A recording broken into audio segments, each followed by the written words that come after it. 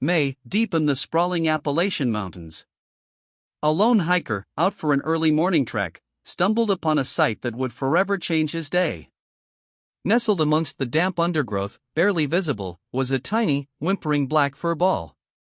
It was a bear cub, no bigger than a football, its eyes still adjusting to the vastness of the forest, its body trembling not just from cold, but from something far more profound. It lay motionless, a silent cry echoing through the vast, indifferent wilderness. This was Juniper, a black bear cub, likely separated from her mother during a violent spring storm that had ravaged the region days earlier. Her mother, perhaps injured herself or tragically lost, was nowhere in sight. Juniper was alone, exposed, and terribly vulnerable. A quick assessment by the hiker, who kept a respectful distance, revealed a deeply concerning reality. The cub wasn't just hungry, one of her tiny back legs was bent at an unnatural angle, clearly broken. Survival in the wild, in this state, was impossible. The hiker knew he couldn't intervene directly without risking harm to himself or further stressing the cub, but he also couldn't leave her to perish. He carefully backed away, marked the location, and immediately called the regional wildlife authority. Within hours, the call reached Sarah Jenkins, a seasoned wildlife rehabilitator and the dedicated director of Wildwood Sanctuary, nestled just a few hours' drive from Juniper's location. Sarah had spent over 2 decades dedicating her life to saving animals just like Juniper. 3 hours later, Sarah and her small team arrived at the GPS coordinates. The air was thick with humidity, and the forest floor was treacherous. Locating Juniper again was paramount, and the rescue itself would be a delicate operation. A frightened wild animal, even a cub, can be dangerous. Their priority was not only Juniper's safety but their own. Sarah, with years of experience, approached the situation with a quiet calm, knowing that any sudden movement could send the injured cub further into distress or deeper into the dense undergrowth, making capture impossible. Sarah's team moved with practiced efficiency. Instead of attempting a direct capture, which could injure Juniper further, they opted for a less invasive approach. They set up a humane trap, baited with fruit and a small bowl of water, then retreated to a safe distance, observing. It took nearly an hour, but the cub's hunger and thirst, overriding her fear, eventually drew her inside. The trap door clicked shut, securing her gently. Relief washed over the team, but this was just the beginning of a long journey. With Juniper secured, the team carefully transferred her into a specialized transport crate designed to minimize stress. The journey back to Wildwood Sanctuary was critical. Sarah monitored Juniper constantly, ensuring she remained stable. Every bump in the road, every change in temperature, could impact the tiny cub's fragile condition. The broken leg, combined with clear signs of dehydration and malnutrition, meant she was in a critical state. They knew the next 24 to 48 hours would determine her fate. It was a silent race against time. Back at Wildwood Sanctuary, a small, dedicated veterinary team was already prepared. The facility, a network of specialized enclosures and a state-of-the-art medical clinic, was perfectly equipped for such cases. Juniper was gently carried into the clinic, the hum of diagnostic equipment a stark contrast to the quiet forest she had come from. This was her new world now, at least temporarily, a world focused solely on her survival and eventual return to the wild.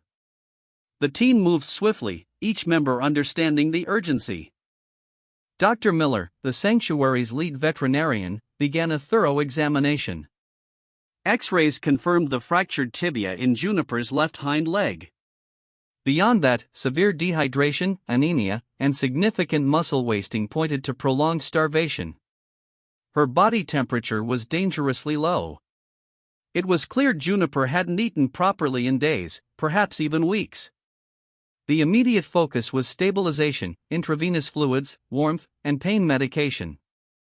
The fractured bone, while serious, would have to wait until she was strong enough for surgery. The first few days were touch and go.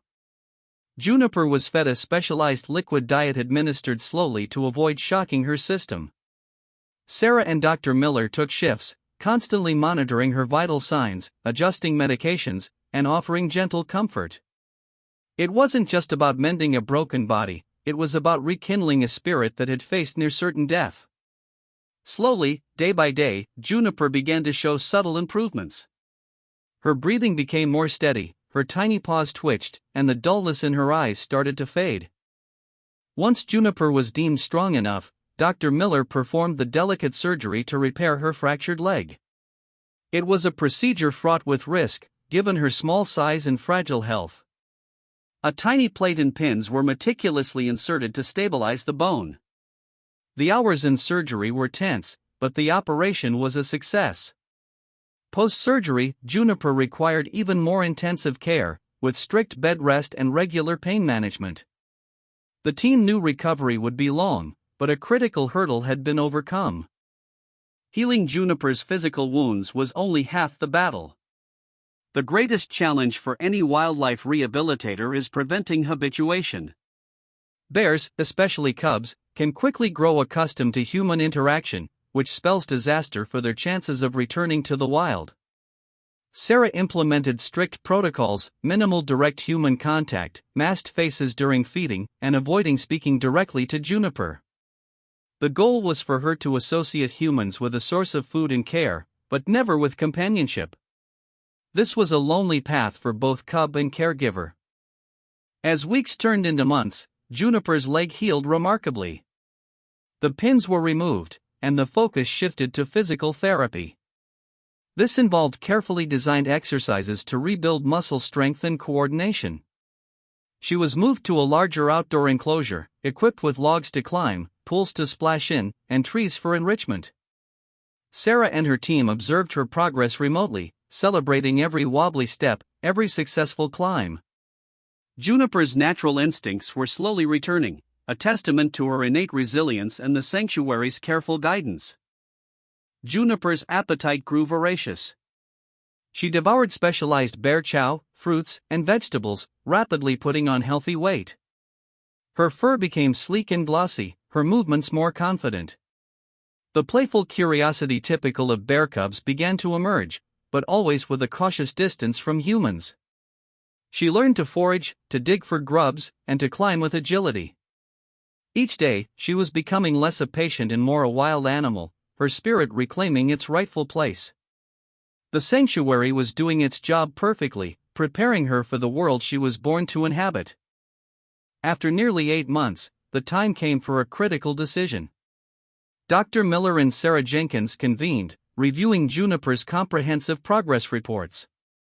Her leg was fully healed, her weight was ideal, and her behavior showed appropriate wariness of humans while demonstrating strong natural instincts. The data was unequivocal: Juniper was ready. Ready for the next, most significant chapter of her life. The decision was made to release her back into the wild, specifically in a remote area of the Appalachian Mountains, far from human habitation, where she could thrive. The morning of the release was filled with a mixture of excitement and apprehension. Juniper was carefully sedated for the journey, a measure to reduce stress and ensure safety. She was then placed in a larger, specialized transport cage. The drive to the chosen release site, a secluded part of a national forest, took several hours. Sarah Jenkins herself drove the custom-built vehicle, navigating winding mountain roads, each mile bringing Juniper closer to her true home. This was the moment they had all worked tirelessly for. Upon arrival, deep within a dense, untouched section of forest, the team carefully opened Juniper's crate. The air was fresh, filled with the scent of pine and damp earth. After a moment's hesitation, the young bear tentatively stepped out. She paused, surveying her surroundings, her keen senses taking in the vastness. Then, with a burst of energy, she bounded away, disappearing quickly into the trees. Sarah and her team watched, tears welling, as Juniper, once a broken cub, vanished into the embrace of the wild. It was a moment of profound triumph. Before her release, Juniper was fitted with a small, discreet ear tag and a temporary GPS collar, designed to fall off after a few months. This allowed Sarah and her team to monitor her movements remotely, ensuring she was adapting well to her new environment. The signals indicated she was ranging widely, finding food, and avoiding human contact, all signs of a successful reintroduction. Juniper was not just surviving, she was thriving, fulfilling the promise of a second chance that Wildwood Sanctuary had fought so hard to give her.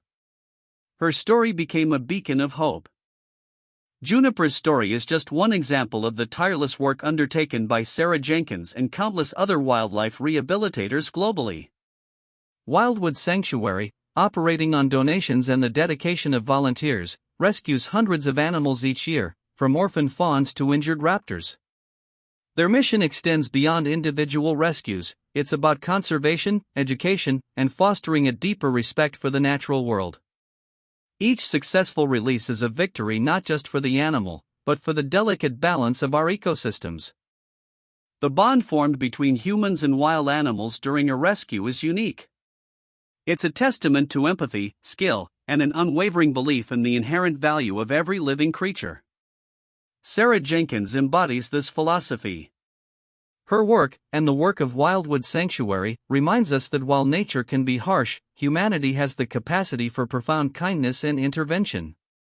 Juniper's journey from a helpless cub to a majestic wild bear is a powerful narrative of hope, resilience, and the enduring power of compassion.